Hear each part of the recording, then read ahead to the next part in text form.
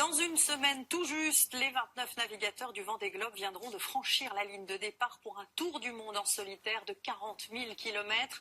Une aventure qui n'est pas sans danger. Parmi les concurrents, un rescapé de l'édition 2008. Yann Eliès a failli mourir au sud de l'Australie. Il a cette fois bien l'intention de terminer la course comme il l'a raconté à Jean-Pierre Ferret, Pascal Marcelin et David Pires. Pour cette sortie d'entraînement à une dizaine de jours du départ, la foule n'a pas encore envahi les quais. Plus de bruit. Mais qu'importe, Yann Eliès ne cache pas son bonheur d'être là. 8 ans qu'il attendait de revenir au Sable d'Olonne pour participer à nouveau au Vendée Globe. Enfin, quoi, c'est vrai, revenir sur le Vendée Globe 8 ans après. En plus, c'est le bon timing pour moi parce que je pense qu'il y a 4 ans, j'étais encore marqué par l'accident.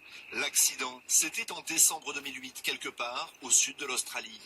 Yann Eliès est éjecté du bateau, projeté contre la coque, fémur fracturé. Il parvient à se hisser à bord et attend les secours durant 36 heures. La douleur était si intense que j'avais du mal à respirer. Et j'ai mis quelques minutes à contrôler ma respiration. C'est à peu près les seuls instants où j'ai eu peur de mourir.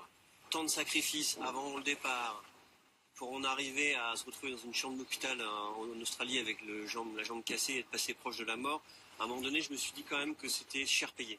Très vite, il évacue ses doutes. 6 mois plus tard, il se classera 2e de la solitaire du Figaro, l'une des courses les plus éprouvantes. Je me suis dit que faut que tu prépares ça comme une course, sauf que là, c'est pas le bateau qu'il faut préparer, c'est le bonhomme.